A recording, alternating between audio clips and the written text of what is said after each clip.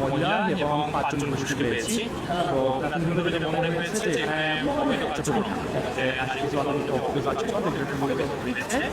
আমরা অন্য সময় আরো নজর দিতে পারবো। তারা কিন্তু তারা কিন্তু বেঁচে যাচ্ছে।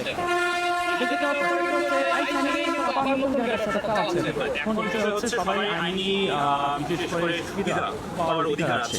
দেখা যাচ্ছে কোর্টে যারা যাচ্ছেন আমরা আমাদের এটা দাবি করছি, তারা বিবেচনা করছে সবকিছু বিষয়টি যে এই আইনে থেকে তাদের বিধিমতো জামিন দেওয়া যাবে না যাবে সব ডিসিশন করে তারা হচ্ছে একটা যথাযথ একটা ডিসিশন দিয়েছে কোর্ট থেকে। সেই প্রেক্ষিতে তারা জামিন পেয়েছেন এবং তারা এসে তাদের কার্যক্রম আমরা যদিও আমরা বন্ধ রাখছিলাম, যেটা বন্ধ রাখছিলাম দিন ধরে কিন্তু বন্ধ ছিল। সেই প্রেক্ষিতে তারা আবার দেখা গেছে বুঝিটা দিচ্ছে, যেটা নিয়ে বলছে যে তারা সুস্থভাবে তাদের ব্যবসায়িক কার্যক্রম পরিচালনা করবে।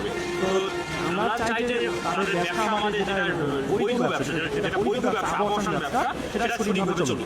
এক্ষেত্রে যেন অবৈধভাবে সুযোগটা আমি দিতে না পারি। এই ব্যক্তিকে আমি যেটা বললাম যে নিয়মিত কার্যক্রম অফিসে আমরা আজকে এখানে এসেছি।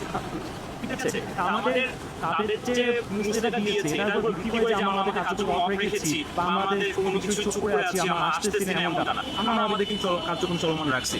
আমরা সবসময় রাখবো। যদি ক্ষেত্রে আপনাদের সহজ সাহায্য চাচ্ছি কিছু কিছু বিষয়, যে এইরকম ঘটনা যখন আপনার ঘটে, দেখা যাচ্ছে মেয়ে আসতেছে বা বিভিন্ন ক্লায়েন্ট আসতেছে, এই তথ্যগুলো প্লিজ আপনারা একটু আমাদের একটু প্রোভাইড করে, তাহলে আমাদের জন্য বেটার। ঠিক আছে।